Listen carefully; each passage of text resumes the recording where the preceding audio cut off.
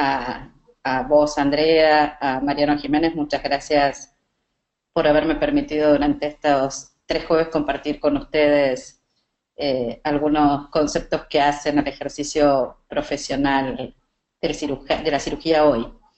Eh, Algunos temas que hemos repasado y las disculpas del doctor Carlos Goggi, que hoy no va a poder estar presente, tiene un inconveniente familiar, tiene a un pariente internado en estado bastante crítico, así que me pidió que por favor les transmitiera que ha disfrutado mucho estas charlas y bueno, y que queda a disposición para seguir compartiendo eh, parte de lo que nosotros hacemos todos los días y que se vincula a la medicina. Habíamos hablado de algunas cuestiones vinculadas a la información durante las charlas anteriores que hemos tenido y dijimos que íbamos a adoptar la modalidad del Ateneo Jurídico. Por eso hoy quiero empezar compartiendo con ustedes algunos ultimísimos fallos judiciales que establecen que, por ejemplo, cabe confirmar la sentencia que hizo lugar a la demanda de mala praxis médica porque la actora no solo no obtuvo por parte del médico demandado la prestación comprometida, esto es corregir la alteración morfológica de su abdomen, sino que quedó con una secuela antes inexistente. Se trataba de una cicatriz que se describe en la demanda, habiéndose probado que ello obedeció a la inconducta profesional del demandado y no a la evolución o reacción desfavorable del estado de salud de su paciente o a otras causas ajenas a la conducta profesional. El médico demandado, sigue el fallo, no cumplió con la promesa efectuada porque a la actora no se le informaron los riesgos de la cirugía.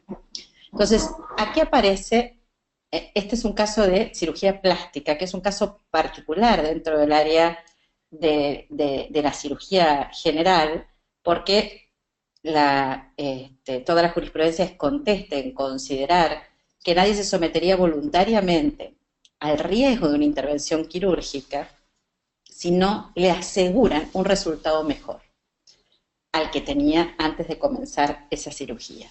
Por lo tanto, aquí, yo no sé si tenemos cirujanos plásticos en línea, pero aquí se ahonda aún más esta obligación de todos los profesionales intervinientes. Recuerden también que en materia quirúrgica se distingue lo que se conoce como equipo y grupo médico. El grupo médico es un conjunto de personas, de profesionales del arte de curar, que van realizando una serie de intervenciones aisladas. Es la intervención de los especialistas, es la intervención de las interconsultas médicas. Distinto ocurre con el equipo médico. El equipo conformado como tal tiene lo que en doctrina nosotros llamamos la teoría del capitán del barco. Tiene una persona que conduce, que regula el procedimiento. Y en este sentido se distingue la responsabilidad dentro del quirófano del anestesiólogo y del cirujano. Son dos actividades que tienen incumbencias específicas diferentes. Entonces, son diversas cuestiones a tener en cuenta a la hora de evaluar un caso de responsabilidad profesional. Pero en el área quirúrgica, el cirujano es el capitán es el que lleva el timón de este barco y es el que conduce. Y su área de responsabilidad está dada por aquello que pudo o debía controlar. Y bueno, debía controlar a la gente que colabora al ayudante, al primer ayudante, al segundo, en una intervención quirúrgica, sí debía. ¿Qué pasa con el cardiólogo? ¿O qué pasa con el anestesiólogo que salen del quirófano? ¿Qué pasa cuando uno no puede desconocer la existencia de operaciones simultáneas? ¿Qué pasa si el paciente tiene un fallo como consecuencia de la falta de intervención en tiempo oportuno del cardiólogo que debía estar presente o del anestesiólogo que debía estar presente? En realidad, quien comanda en ese caso y no debe dejar salir a el resto de los profesionales es el cirujano. Aquí la jurisprudencia es muy abundante en otorgar responsabilidad conjunta a ambos profesionales. El anestesiólogo o el cardiólogo, porque no estuvieron, y el cirujano, porque debiendo haber actuado sin permitir que estos profesionales se retiraran, lo dejó. En el caso de la cirugía estética, les decía que ocurre una situación particular, dada esta promesa de resultado que sostiene parte de la doctrina.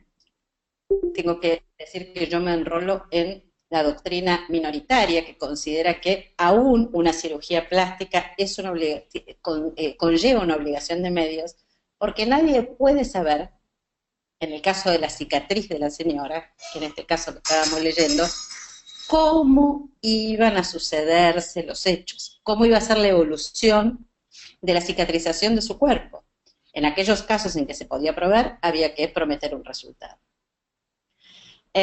Aquí Javier Chávez, que siempre es muy activo y participa de todas nuestras charlas, ha dicho que la pobre confección de un parte quirúrgico puede comprometer la atención del paciente y perjudicar la situación del cirujano frente a reclamos médicos legales. Por supuesto que sí. Y la mala confección del parte quirúrgico muchas veces se entraña responsabilidad sin que exista una verdadera responsabilidad detrás, porque no nos permite probar que la actitud del cirujano fue diligente.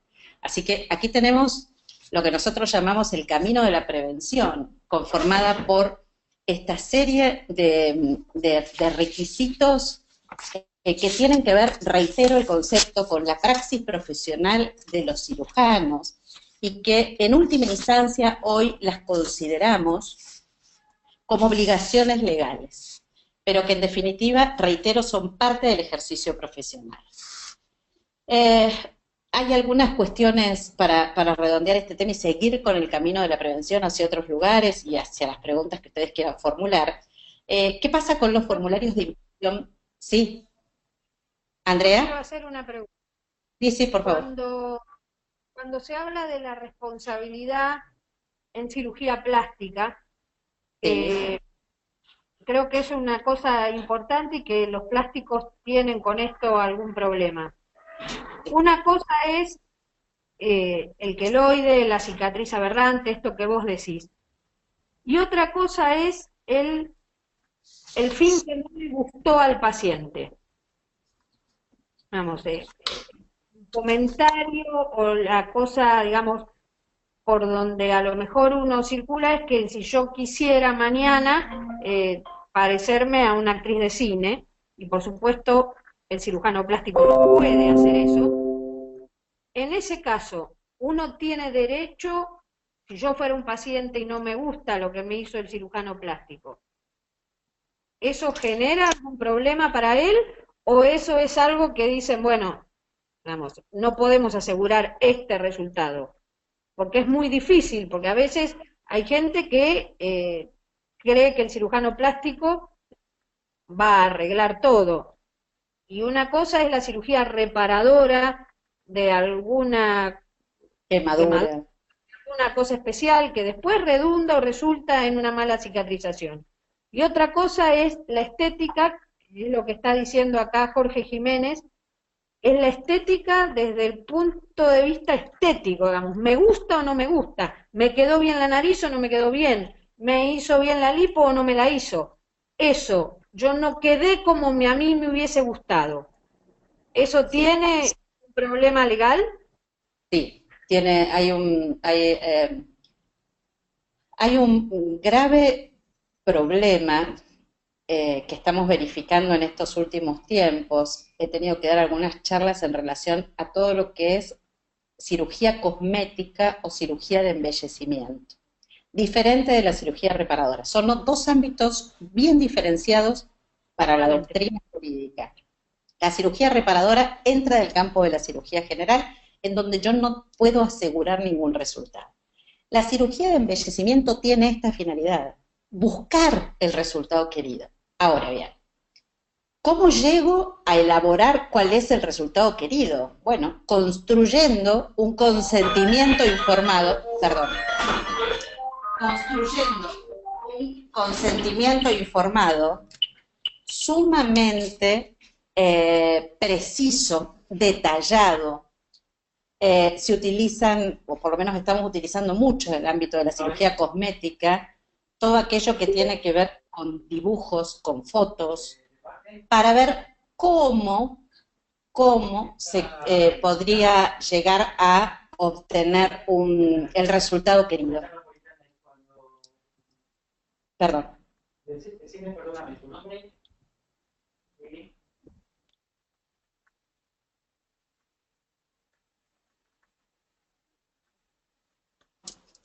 Perdón, estas cuestiones domésticas. En el caso de la cirugía estética, decíamos, que corresponde, tengo un fallo, Andrea, que me parece que encaja perfectamente en esta pregunta que vos hacías. Por ejemplo, decir, de este fallo el 23 de agosto de este año, establece que corresponde apreciar con mayor severidad la conducta diligente del profesional. En su caso, de las cirugías puramente cosméticas, dado la naturaleza y finalidad que dan origen a estas intervenciones, que no están motivadas por una patología. Cuando el resultado que obtiene el cirujano plástico es negativo, no incumple su prestación en cuanto al acto médico, pero existe la posibilidad que al profesional se le reproche el haber violado el deber de informar conforme a las reglas que impone su profesión. Ello cuando surja de manera más o menos incontrastable que la intervención practicada haya sido improductiva. Como puede apreciarse, el incumplimiento del deber de información es mucho más severo en los casos de cirugía cosmética. Y lo que estábamos viendo últimamente, que era esto que quería compartir con ustedes, es qué pasa con aquello que se promete a través de la publicidad. Es el mismo tema que estamos viendo en el embellecimiento en el ámbito de odontología, donde se aseguran a través de la promoción. Ustedes saben que en general, en Argentina y en muchos países de América también, los profesionales liberales no estamos incluidos en la Ley de Defensa del Consumidor. Pero toda esta información que se genera y esta publicidad que se genera sí está incluida. Con lo cual es mucho más estricta la aplicación de las normas en el sentido de información clara, adecuada, precisa, concisa. Es todo un combo de responsabilidad mucho mayor, porque estoy prometiendo a través de la publicidad. Entonces, cuidado con esto que está pasando en el ámbito de la cirugía y en el ámbito de todo lo que tiene que ver con el embellecimiento del aspecto estético de la gente. Y este fallo que tenía justo aquí y que hace a la pregunta de Andrea Andreacchio, establece que el deber de información es obligatorio, y más aún en el ámbito de la cirugía estética, supuesto en el que comprende también la posibilidad del paciente de obtener una efectiva mejora de su aspecto físico, que repercutirá en su vida profesional, en su vida de relación. Así, en el campo de la cirugía estética, el deber de información del médico se extiende también al resultado de obtener una mejora con la finalidad de permitir al paciente decidir. La información lo lleva a decidir netamente si se va a someter o no a esa información. No sé, Andrea, si con esto respondemos a tu duda. Igual me imagino que para los plásticos siempre es un problema. Sí. Por eso debemos ser mucho más estrictos a la hora de modelar la información. Por eso debemos ser mucho más estrictos a la hora de modelar la información. Es una información mucho más a medida de ese paciente. Por eso digo, dibujos, consensuar, dejar por escrito todo lo que se hace, Aquí Patricia Mongelos nos pide modelos de consentimiento, sí se los vamos a dejar para que los puedan subir, para que los suban ustedes a la página de y no se los manden a los asistentes. Así que Patricia, sí, me comprometo a hacer el envío a través de la doctora Andreacchio. Fíjate que en realidad, más allá de lo que sucede con los plásticos, las preguntas que nos seguimos repitiendo todos, es un tema que ustedes plantearon y que para nosotros es difícil, y creo que es de difícil simplemente porque es difícil el manejo en el consultorio. Esta cosa de hasta acá el paciente quiere saber, firme. Fíjate que lo dice Patricia en su pregunta, dice, y ese tipo de consentimiento que mencionó en la primer clase de que el paciente se niega a recibir la información y deja en manos del médico la decisión sobre el mejor tratamiento para su patología. Esto es muy sencillo. Nunca tomamos esto, hacemos consentimientos donde vamos poniendo que él tiene que saber cuáles son las complicaciones, qué es lo que le puede pasar, pero nunca creo que ninguno de nosotros ha escrito en la historia clínica, el paciente no quiere recibir más información, señor firme. No, yo por lo menos no lo he hecho nunca, no sé el resto que dice. En mis hospitales hemos adoptado la práctica porque se han presentado casos en donde los médicos nos consultan. Nosotros tenemos asesorías jurídicas de puertas abiertas en donde los médicos entran y hacen las consultas que crean necesarias. Y en este sentido, nosotros hemos, en muchos supuestos, hemos adoptado encima de esa abogada. Aquí Javier dice que se le va a recibir información y encima de la abogada. Bueno, esto los exime a ustedes, pero digamos, hay que documentarlo en algún momento. El paciente, yo les decía, tiene derecho a recibir, tiene derecho y ustedes tienen la obligación de brindar información. Pero la contracara de esto, o las dos contracaras de esta moneda son, por un lado, la negativa a realizarse el tratamiento. Esto los pone a ustedes en crisis. Generalmente se produce, bueno, entonces no la atiendo más. Sí, la sigo atendiendo en la medida de mis posibilidades y en la medida en que el paciente me permita seguir trabajando sobre su cuerpo. Y la otra cuestión, la segunda contracara es esto de la renuncia a la información. La renuncia a la información puede tener dos tipos diferentes. La primera está vinculada a la renuncia de todo tipo de información y el paciente dice, bueno, doctor, haga usted lo que le parezca más adecuado. Y entonces, esa es una renuncia lisa y llana, en donde se deja expresado. El paciente, luego de haber sido explicado, expresa que por distintos motivos, porque lo deprime, porque ustedes sabrán expresar el motivo en el que el paciente fundamenta su decisión, que el paciente se niega a recibir información. También uno puede ofrecerle la posibilidad de que nombre un representante para que decida por él.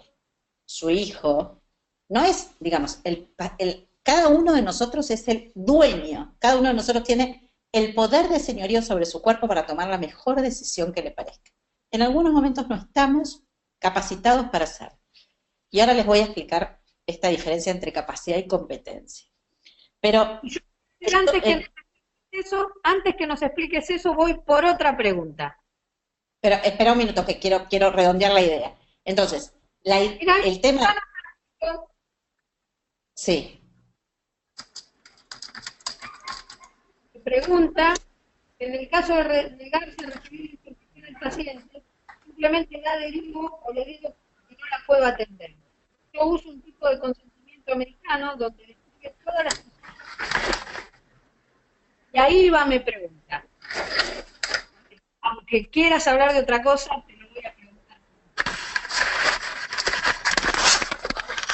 No quiero hablar de otra cosa, quiero redondear la respuesta para que quede claro.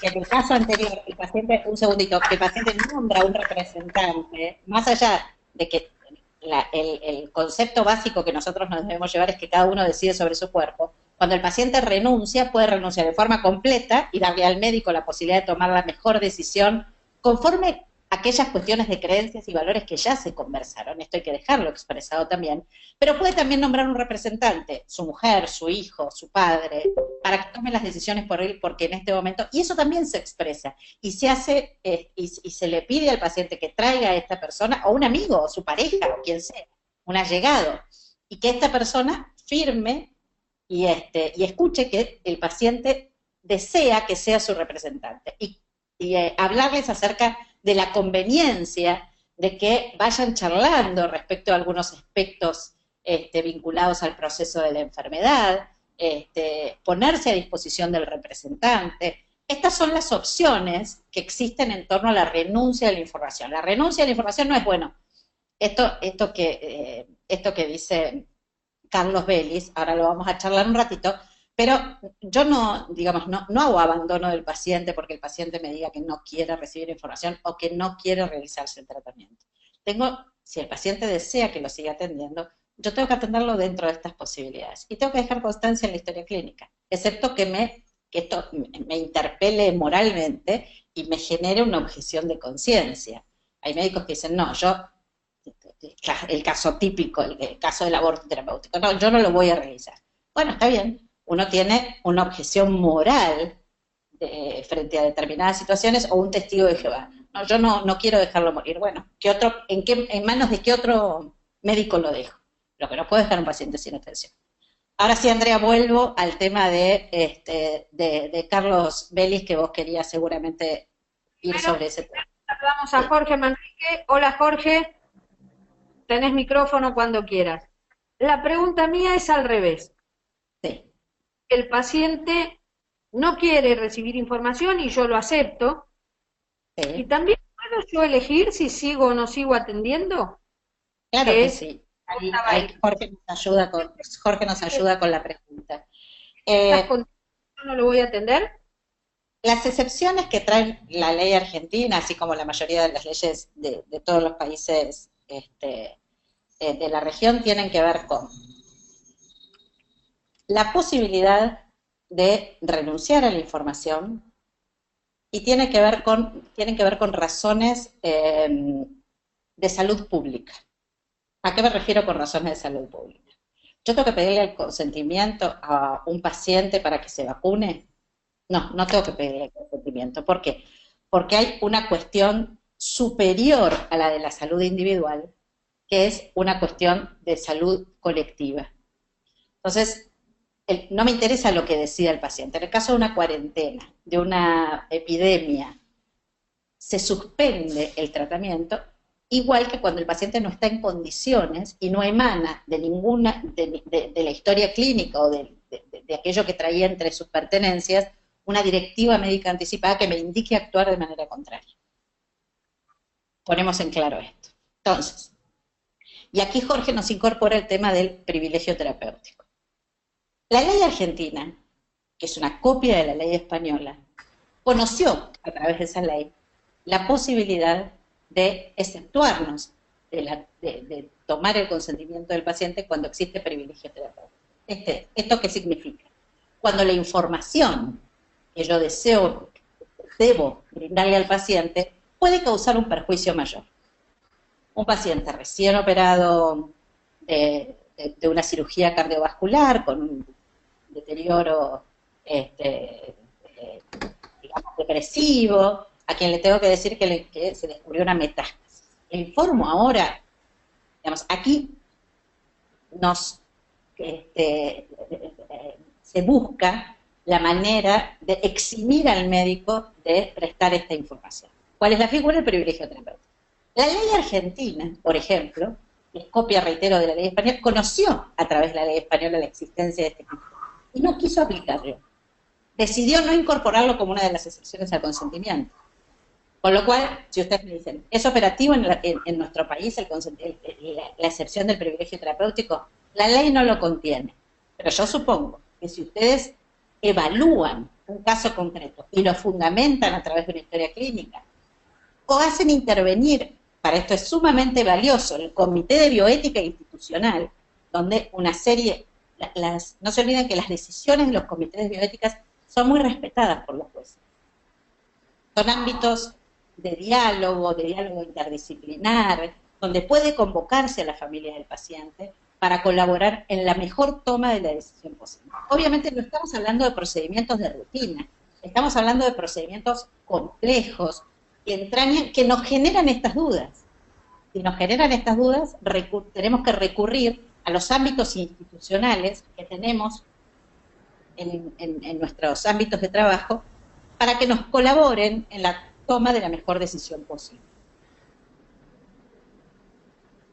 Digo, con las... bueno, ahí quedamos en responderle al doctor Belli si no lo hicimos. Él es cirujano cosmético y en el caso de él es atendible que cuando el paciente se niega a recibir información, porque él opta por la modalidad de derivar al paciente. Pero en el caso de él, entendamos, él se autodenomina cirujano cosmético. Aquí no hay una patología a tratar. Quiere decir que no hay una urgencia. Él tiene tiempo de derivar al paciente. Ahora bien, la ley pone en cabeza del cirujano, pone en cabeza de los profesionales del arte de curar, derivar al paciente en tiempo oportuno. Entonces, toda derivación del paciente uno tiene que asegurar que no genere un perjuicio mayor, que no es solamente de tipo físico, puede ser cuestiones, una persona que va boyando de médico en médico, puede generar una situación de inestabilidad en su salud mental, que también hay que tener en cuenta en este concepto de salud integral. Jorge Manrique, el derecho a estar informado no implica la obligación de deber saber lo que no quiere como paciente. Esto es exactamente, Jorge, lo que veníamos charlando en relación a la posibilidad de renuncia de seguir obteniendo información. Belis también interviene nuevamente y se refiere antes a cirugías, a la información antes de la operación. Por ejemplo, hay pacientes que desean algo que es imposible, que no está al alcance de la ciencia y de la biología. Es cierto, se ha abierto un mundo de información globalizada en donde ustedes nos han hecho creer, lamentablemente, o los medios nos han hecho creer que todo es posible. Y aquí subyace, sobre todo en el ámbito de la cirugía cosmética, este mundo hedonista en donde la belleza se ha transformado en un valor al que todos desean alcanzar, se ha transformado en una cuestión compleja. Así que hay que tener especial contención con estos pacientes antes de hacer todo lo que los pacientes pretenden que se haga, que muchas veces, como Carlos lo dice, resulta imposible. Esto de la juventud eterna todavía no se ha podido, esta fuente de la juventud eterna todavía no se ha podido encontrar. No sé si hay alguna otra pregunta. Andrea, decime si contesté todo. Contestaste todo, sí. Bueno. Yo quería, porque yo acabo de volver del sanatorio recién, sí. Y hoy tuve una discusión, si uno lo quiere llamar así, por un paciente y por un tema que ya hablamos, la comunicación con el paciente. Porque nosotros fuimos a hacerle un procedimiento de drenaje a un paciente que ya hace más de un año que tiene un cáncer de páncreas irresecable, con lo cual se ha tratado siempre con procedimientos de mínima.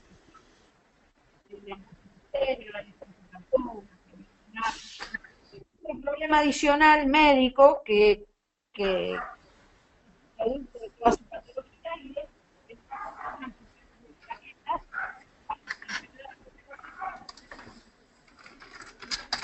Andrea, se está haciendo tu voz, no, por lo menos yo no lo escucho, no escucho lo que estás diciendo. ¿Me escuchan ahí? Ahora sí. Ahora sí. Bueno, el paciente es un paciente que para poder hacerlo en procedimiento de plaquetas. Las plaquetas es una cuestión médica duran solamente un poquito más de media hora, por lo cual uno tiene que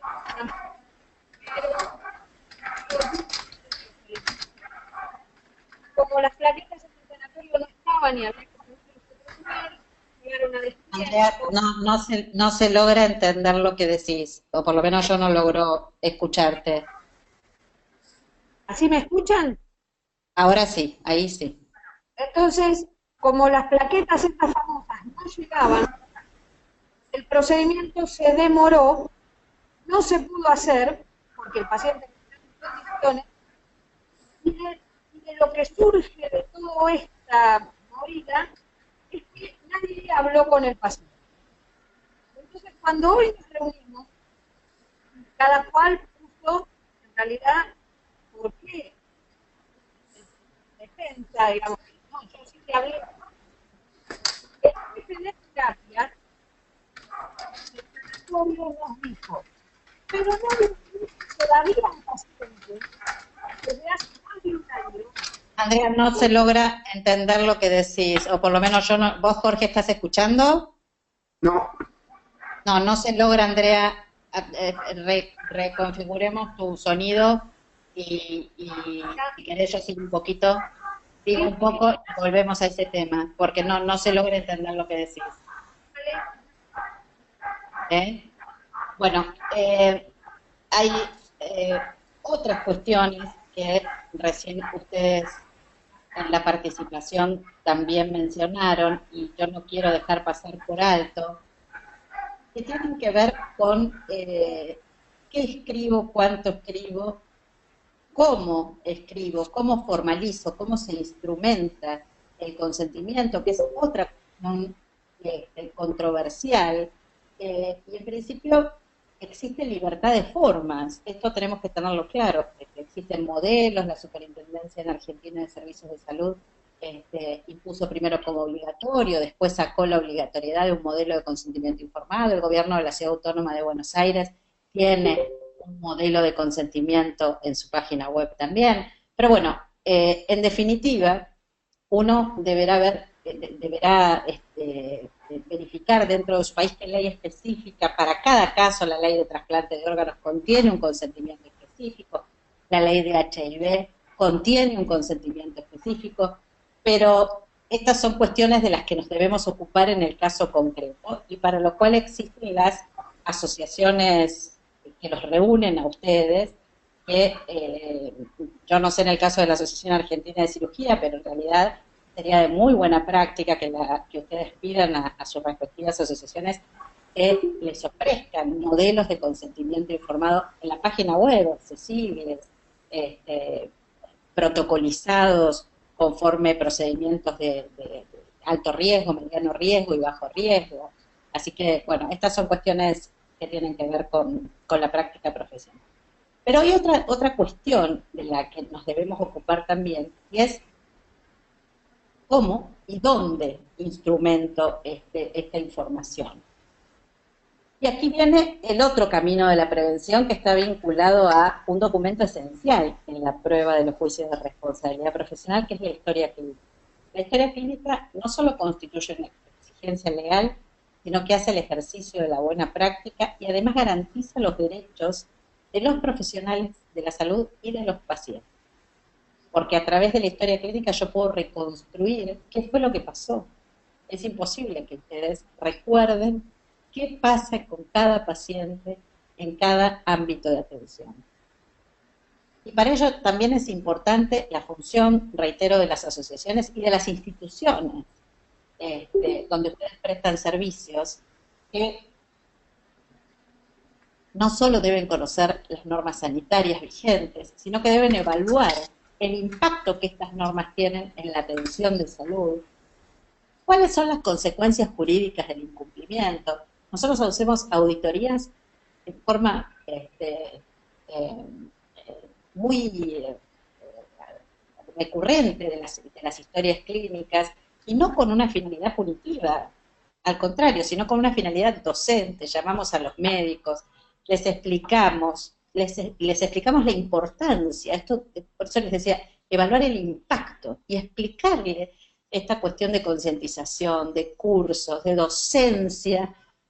Yo en los pasillos voy hablando y ya siento que voy evangelizando a los médicos. De algún momento ustedes tienen que tomar conciencia de la importancia que tiene para el ejercicio profesional y abandonar ese pensamiento casi mágico de a mí no me va a pasar, o entender que el cumplimiento de la norma no forma parte del acto médico. Yo les reitero el concepto de que no solo ustedes tienen que hacer las cosas bien, sino que deben estar en condiciones de demostrar que han hecho las cosas bien. Deben poder probar cómo se desarrollaron los hechos. Y ello, sin duda, nos pone en marcha este circuito que nosotros denominamos el circuito de la prevención. Antes de continuar, voy a ir de nuevo con las preguntas. Jorge Manrique, ¿estás? No. El correcto manejo del riesgo médico legal impone la... Jorge, ¿estás? Sí, estoy. Sí, sí. ¿Qué decía, Marisa? ¿Alguna reflexión? Sí, aquí? Que muchas de las cosas de las cuales discutimos hoy formaban parte del trato diario con el paciente antes, no que uno le explicara tradicionalmente lo que tenía de manera tan abierta como requeriría un consentimiento actual, sino que se ponía de acuerdo respecto de las posibilidades de tratamiento y lo que había que hacer. El famoso, el médico dice, el paciente obedece, hace muchos años que está caído. Uno decía más o menos lo que iba a hacer y más o menos lo que se esperaba, más o menos, tal vez menos detallado. Pero cuando el paciente se niega, existe la posibilidad de decir que el paciente se niega y escribirlo, cuesta un renglón en la historia, y decir que delante de la familia el paciente se negó, y hablar con la familia y establecer todo lo demás con la familia. Me parece que la tradición o la aplicación dura de normas sajonas no resulta muy bien acá, porque los mismos anglosajones hablan de que una cosa es la constitución familiar mediterránea o no anglosajona, y otra cosa es la concepción de ellos. Negros, judíos y mediterráneos en general, latinos, sumemos, tienen una concepción de familia muy diferente de la que tienen los anglosajones.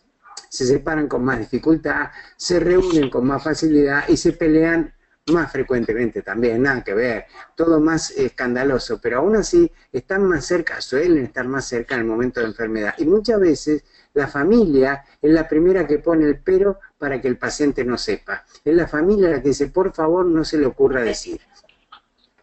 Bueno, y eso tal vez, registrado en la historia, hace que uno pueda, frente a una persona un poco más estricta en el cumplimiento de estas normas, decir, en realidad, este privilegio terapéutico que yo me permití fue apoyado por la familia, que eran los representantes afectivos y legales de este señor. Yo no puedo, ignoro sus antecedentes, pero sé que venían siempre con fulano y sutano y fueron los que me pidieron que no le dijera, por eso no le dije. Creo que por ahí pasa la cosa, a mí eso me deja muy tranquilo. Nunca tuve una cuestión por eso, nunca me hicieron cuestión por eso, pero vos seguramente podés aclarar un poco el tema, Marisa. Sí,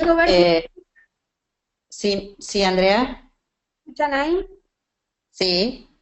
Bueno, exactamente lo que acaba de decir Jorge es a lo que yo les quería contar que me sucedió hoy. Hace un año que el paciente tiene diagnóstico de un cáncer de páncreas avanzado y resecable, y hoy el jefe de terapia empezó a instigar a todo el que había tratado con el paciente que como nadie aún le había dicho. Hace un año que hay un paciente con un cáncer de páncreas y nadie, ningún médico que lo ha tratado, se lo dijo. Seguramente le han dicho alguna cosa o le habrán dicho a la familia y la familia no se lo dice al paciente. Entonces, el problema que tenemos es, y bueno, ¿y ahora quién va y quién le dice? Vamos, es una cosa de todos los días de nuestra práctica. No hablamos con el paciente, no le decimos las cosas correctamente al paciente, muchas veces por complicidad bien entendida, digamos, porque uno lo habla con la familia y la familia, como dice Jorge, le dice, dígale que tiene un calculito, por favor no le diga más nada. Y entonces esto trae a una problemática grande, porque cuando hay algo que no sale bien, la familia que hasta ese momento decía, no digamos más nada, empieza a ponerse loca y empieza a decir, no, pero ustedes no me dijeron. Yo tengo la sensación de lo que en la teoría todos lo tenemos muy claro. En la práctica, no solamente no lo tenemos claro, sino que no lo hacemos. Y a veces hay pacientes que uno, digamos, sabe cuál es el destino final, pero otros pacientes que no, y nos comportamos de la misma manera. Me parece, seguramente que es una falla de los médicos, pero ha pasado por otras instituciones este paciente, y nunca nadie le dijo. Sí, aquí, Andrea, hay digamos, yo entiendo que la familia puede tener razones sentimentales, pero en realidad la decisión sobre el cuerpo tenemos que entender que recae sobre el que puede ejercer, sobre quien tiene la capacidad jurídica de toma de decisiones. Y el supuesto contrario, de que el paciente designe a un representante, familiar o no, uno lo encuentra aceptable desde el punto de vista jurídico. Lo que no podemos encontrar aceptable es esta práctica de que la familia diga, no, al paciente no se le brinda información. Históricamente, el manejo de la información ha dado poder, pero si uno pudiera ponerse 5 minutos en los zapatos de ese hombre, que incluso preguntarle, ¿usted quiere recibir información? Por supuesto que sí. ¿Por qué se la voy a negar? ¿Porque su familia me dice que no reciba? ¿Deberé tener una conversación con la familia? ¿Será un paciente más trabajoso? Le tendré que hacer entender primero a la familia que es necesario que él se entere. Que él haga los arreglos necesarios en esta última o en esta etapa de su vida, como mejor lo quiera, como mejor lo considere. Y esto me sirve para explicar otro concepto que tiene que ver con estos nuevos modelos que se han incorporado, ya no sajones sino europeos, porque nosotros, ustedes saben, en nuestra América incorporamos todo lo posible de todos los lugares posibles y después nos surgen estos inconvenientes. Y tiene que ver con estas reglas de capacidad. Las reglas de capacidad jurídica se dan a partir de una edad determinada.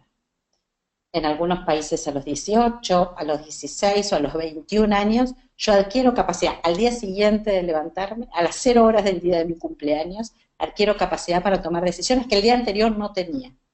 Esto en términos jurídicos se llama capacidad. Pero hoy nuestras modernas legislaciones han cruzado junto con la capacidad jurídica, han incorporado un término vinculado a la competencia que nos viene de la bioética, y es la posibilidad de que el paciente comprenda esa información. Un paciente puede ser capaz jurídicamente, es decir, puede ser mayor de edad para la toma de decisiones, pero puede no ser competente, pasar por una situación que no le permita la toma de decisión. Esto es una evaluación médica. No es una evaluación que pueda hacer el abogado de la institución ni personal no tratante. Y esto también hay que incorporarlo y esto justificaría la información a familiares para que colaboren con el paciente en la toma de la decisión adecuada. Pero reitero, el procedimiento inverso hay que tratar de desterrarlo. Es una práctica muy habitual, muy incorporada, pero no es la práctica correcta. Que los parientes me digan qué debe hacer ese señor que está allí internado y cuyo cuerpo está expuesto al acto médico, debemos entender que ese paciente es el único que puede decidir. Entonces, aquí, y a mí esto que vos contás, y creo que a todos los que te escuchamos, Andrea, nos debe llamar a la reflexión. ¿Cómo este paciente, quién intervino para que este paciente no recibiera, y durante un año, no pudiera ajustar su vida, hacer de su vida aquello que tenga ganas de hacer, porque tal vez es el último tramo. Bueno, Eh, eh, seguramente esto es parte de lo que vivimos todos los días y es del mal sistema que tenemos.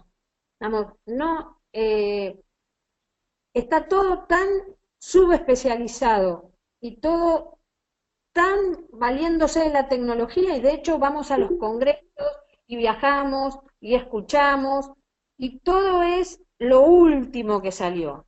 Y lo último que salió nos aleja cada vez más de la cuestión humana con el paciente.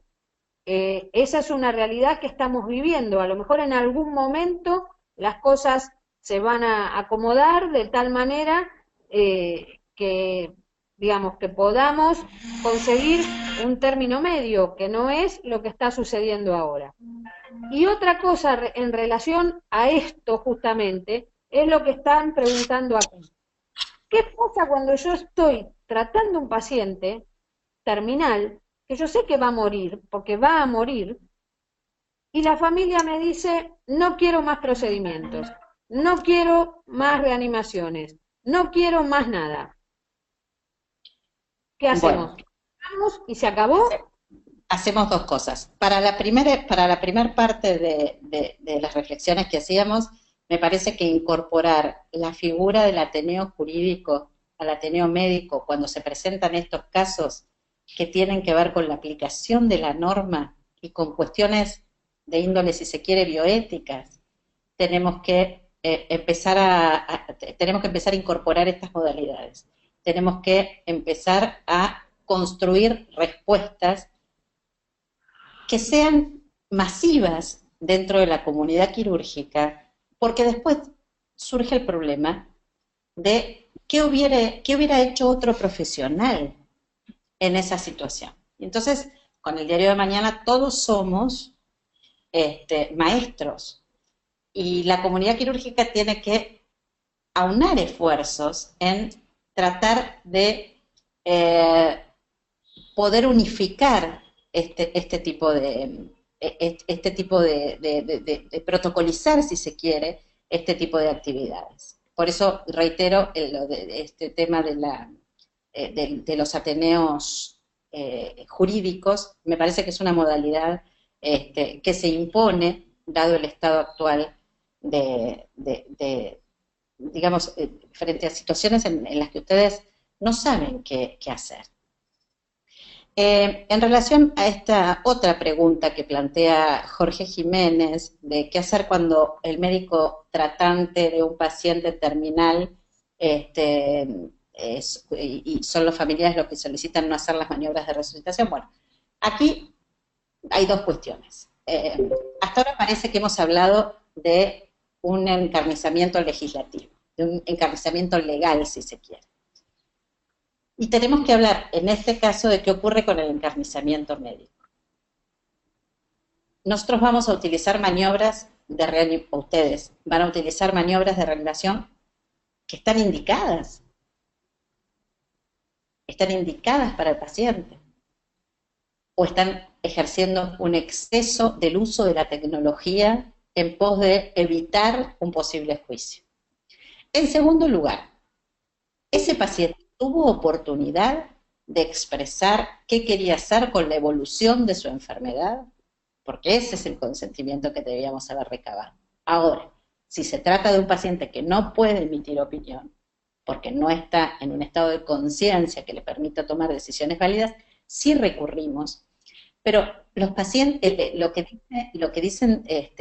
puede hacer un pariente es basarse en la indicación médica.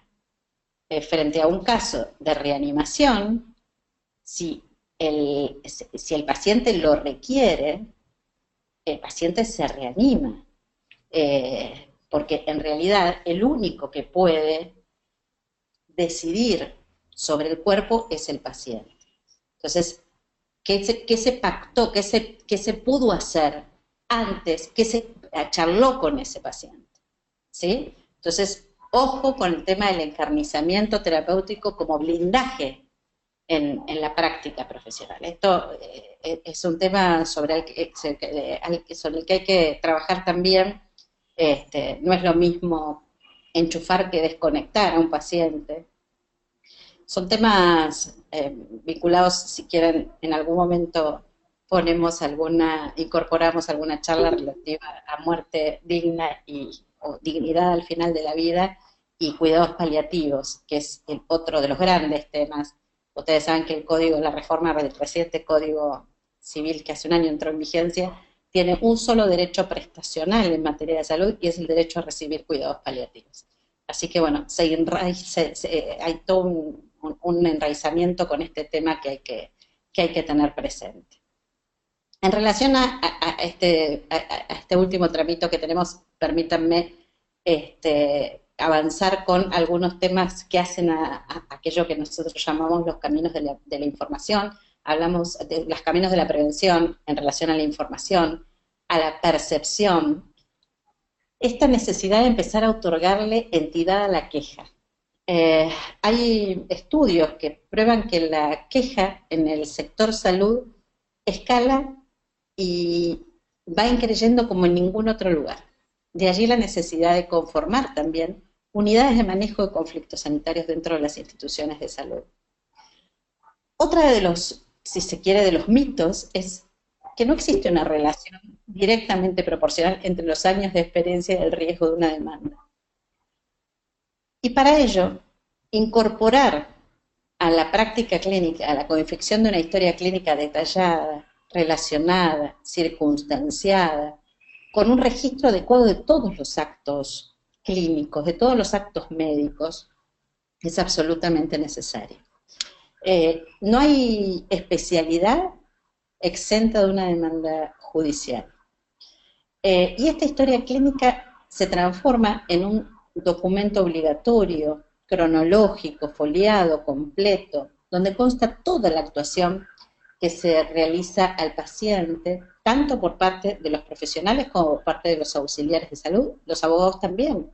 Los abogados hospitalarios intervenimos en las historias clínicas y cuando nos comunicamos con un juez para pedir una autorización, y muchas veces esta autorización es dada en forma telefónica, escribimos en la historia clínica qué resolución ha tomado el juez, hasta tanto envíe el documento que así lo acredita. Allí alguien lo decía, pero esto hay que ratificarlo, el titular de la historia clínica es el paciente, y a su simple requerimiento debe suministrársele una copia de esta historia clínica, siempre firmada por autoridad competente. Hay algunos asientos mínimos obligatorios que tienen que ver con la fecha de inicio de la confección, con los datos que permitan identificar al paciente, su nombre, si no tiene documento debo atenderlo igual, pero si tiene, volcarlo, los datos de su seguro social a efectos de permitir a la institución el cobro adecuado de las prestaciones, sexo, edad, de dirección, el núcleo familiar, los datos identificatorios del profesional que interviene en la confección de esa historia clínica. Los registros deben ser claros, precisos, los antecedentes genéticos, fisiológicos, patológicos, todo esto que ustedes me han enseñado a mí. Hay algunas cuestiones vinculadas a estos asientos mínimos que son obligatorios, que se vinculan al acto médico realizado o indicado, ¿no? Que es la prescripción o suministro de medicamentos, la realización de todo lo que significa tratamiento, práctica, estudios principales o de diagnóstico, los estudios complementarios, las constancias de intervención de especialistas.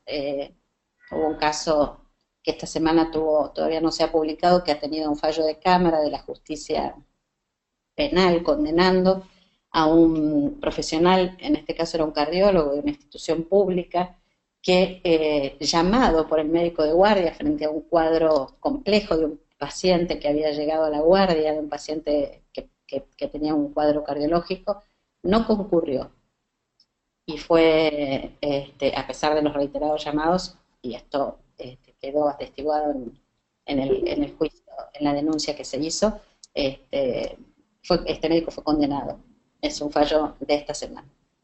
por eso digo la constancia y la intervención de especialistas, y toda otra actividad inherente, en especial los ingresos y las altas. Aclarando que las altas pueden ser institucionales para que el paciente siga bien siendo visto por consultorios externos, o bien el alta médica. Pero esto, digamos, el medión de alta. Bueno, el alta es solamente institucional, usted se va de acá, pero sigue su tratamiento y con las indicaciones de cómo sigue, pero no con las indicaciones con el papelito del paciente, sino las indicaciones volcadas en la historia clínica, porque, reitero, nos tienen que permitir probar que esto sucede. Aquí vuelvo a las preguntas. Aquí Jorge, vos tenés micrófono, podés decirnos... No sé exactamente a qué te referías, a cuál parte de la intervención previa, pero... El disenso, dentro del equipo, el respeto a las conductas por aplicar. Claro, bueno, ahí está. Muchas veces aparece el disenso dentro del mismo equipo, entonces una postura de paliativa absoluta enfrenta la postura de tratamiento, digamos, de búsqueda de curación en algo que podría ser un imposible para un grupo y podría ser posible para otro. Ese disenso, volcado a la atención del paciente, trae disturbios con la familia, porque alguno va y dice, promete sacar o arreglar, y otros dicen que les parece que eso no es necesario. Cuando no hay consenso se provocan esas cosas, incluso el mismo cuerpo de enfermería, no en malas condiciones ni enfrentados con los cirujanos o con los médicos, sino porque tienen otra visión del paciente que es muy rica y habría que incorporar más de las veces de lo que lo hacemos, trae algunas consecuencias muy complejas. Por lo tanto, ahí es donde vale la pena, primero, el consenso con el grupo terapéutico, después el consenso con la familia y eventualmente, como está planteado en todos lados, si no se logra eso, ni entre el grupo terapéutico, en el grupo terapéutico con la familia, la intervención de un comité de bioética para que la conducta, digamos, para que el norte que guíe esa terapéutica sea uno solo y no tantos que terminan dañando al paciente por promesas imposibles de cumplir o por promesas infundadas que llevan a hacerle más daño. Respecto del encarnizamiento, que alguna vez hablamos de mala manera de encarnizar, porque encarnizar quiere decir cebar a un animal con carne. Entonces eso a mí me insulta cuando me lo aplican, porque yo se lo devolvería a todos los otros profesionales. Digamos, a vos como abogada te diría que te estás encarnizando conmigo cuando me prometes algún resultado de algo que es imposible, cuando consulto con un par tuyo, o al ingeniero que me dice que me va a arreglar el auto o la máquina cuando se puede, y viene otro y dice que en realidad eso no tiene arreglo, no tiene sentido.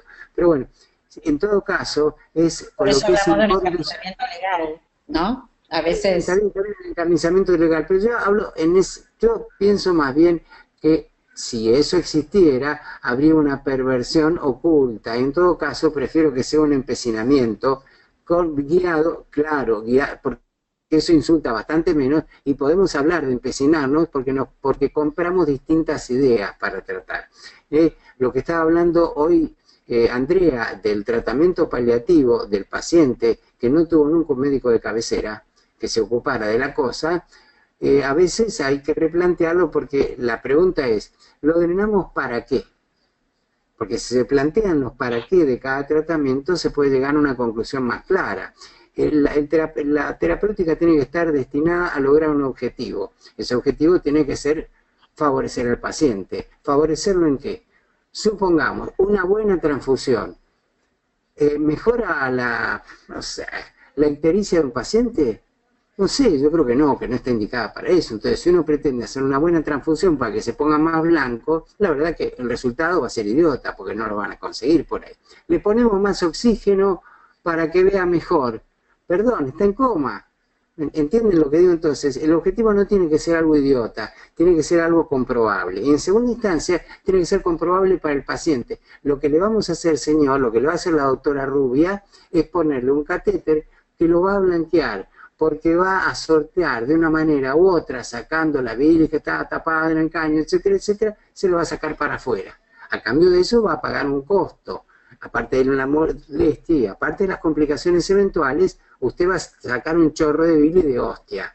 Y eso lo va a tener que compensar de manera A, B o C. Alguna vez hay que explicárselo, y se hace 5 veces hay que explicar. Pero después no puede venir nadie más a decir que con eso no lo curaron, que eso no es la mejor forma, que si lo hubieran hecho una derivación sería más barato, que por qué no le ponen un stent metálico. Todas esas cosas que después se podrían plantear en discusión interna de los equipos, si son amigos, y en discusión pública, fuera del contacto con el paciente, si son enemigos. Peor, interviene una enfermera que dice, vinieron otra vez y lo clavaron, imagínate, se está muriendo y vienen y lo clavan. Bueno, la verdad que, y bueno, todas esas cosas hay que arreglarlas antes, y por eso es muy bueno contar con un médico de cabecera que oriente estas cosas. Pero creo que los disensos hay que arreglarlos en otro lado y no frente al paciente. Esa es un poco la sensación que tengo yo, que es más o menos lo que decía Andrea. Perdón, y le hice largo, corto, y me quedo acá. No, es un placer siempre escucharte. Y bueno, para ir cerrando, porque ya estamos pasados de horario, Damos más el tiempo. hay algunas cuestiones de reflexión última, y en realidad, en mayor o menor medida, todo esto de lo que hemos conversado hoy, ustedes lo conocen. En mayor o menor medida, todos estos datos son conocidos. Pero lo que no es meritado debidamente, en la mayoría de los casos, es el impacto que esto tiene en la atención de salud. ¿Cuáles son las razones por las cuales, a pesar de que ustedes conocen que esta es la forma correcta de actuar, incurren en imperfecciones, en errores, en omisiones, en negligencias, que terminan perjudicando la propia actividad asistencial? Estas son cuestiones sobre las que tenemos que reflexionar junto con el cansancio, y yo sé que tienen sobrecarga laboral, desgano, la habitualidad en las prácticas, en alguna ocasión desconocimiento, y la lista podemos seguir. Pero tal vez el mensaje más importante es que todo esto es evitable, y que todo esto evita a su vez una mala praxis estructural. Así que los invito a continuar en algún momento reflexionando sobre estos temas. Quedo a entera disposición de quienes han organizado este curso. Espero que haya sido de utilidad para algunas reflexiones. Y bueno, todo esto solamente eso, es el comienzo de un camino. No nos alcanza una hora para terminar de hablar de todo esto. Coincido con vos que no es para nosotros un mundo desconocido, es para nosotros nuestra práctica diaria. Lo que sucede es que creo que no tomamos, como vos estás diciendo, no tomamos todos los recaudos. Y a veces nos sale bien y otras veces nos sale mal. El encarnizamiento del que hablaba Jorge es real. Uno a veces es uno el que dice hasta acá y no voy a seguir porque no, porque estoy haciendo algo que, como vos dijiste, posiblemente sea hasta mala praxis, digamos, hacer más de lo que uno sabe que tiene que hacer. Pero creo que las presiones son muchas a veces, el miedo que tenemos es mucho, y lo que yo dije, no sé si la charla anterior o la otra, volvemos siempre a lo mismo, Marisa. Cuando a nosotros nos llega la cédula que dice Comodoro Pi, nos agarra un ataque de locura. Y empezamos, ¿y qué hice? ¿Y qué hice? ¿Y qué hice? Y también lo que se dijo la semana pasada, que sonó duro, pero es una realidad para nosotros les tenemos miedo a los abogados. Y también es cierto que atrás de toda demanda hay otro médico que le pone el palito en la rueda al que está actuando. Vamos, entre nosotros, lo hacemos entre nosotros, lo vemos en el ámbito de trabajo de todos los días, en todos los espacios que tenemos, unos contra otros. y a veces sale mal. Y cuando sale mal y llega la cartita que dice Comodoro Pi, uno se pone como loco. La verdad es que me parece que para nosotros es muy valioso tenerte a vos, tenerlos a Carlos. Bueno, de Manrique ni que hablar, lo tenemos todos los días nosotros prácticamente, en el teléfono, lo tengo todos los días. Y si a ustedes les parece bien y quieren, podemos un poquito más adelante, si Marisa y Carlos nos aguantan, repetir algunas charlas, pero para que todos participemos, porque el chat empieza a saltar y aparecen las preguntas, y después las perdemos, porque cuando cortamos la conexión se pierde todo. Entonces yo, a los que quieran saber algo, o a los que quieran tener una copia de un consentimiento, escríbanos. En YouLearning están nuestras direcciones, ustedes hablan o se conectan, le piden a Nicolás y Nicolás les va a dar nuestro mail y a través de eso nos podemos contactar. No tengo mucho más para decirles, para mí es un gusto compartir con ustedes estos jueves a la tarde. Jorge, ¿vos tenés algo para decir? Bien, quedo a disposición si necesitan alguna cosa. Hay publicaciones, algunas son más accesibles y otras están un poquito más ocultas, pero si necesitan alguna cosa también queda mi dirección si ustedes quieren. Yo estoy disponible. Bueno, Marisa, muchas gracias por todo, saludos para todos y nos estamos viendo en YouLearning la semana próxima con el curso de los martes de imágenes. Y ya vamos a engancharlos a los abogados para que sigan dando clases. Gracias a todos, chau. Un placer, gracias.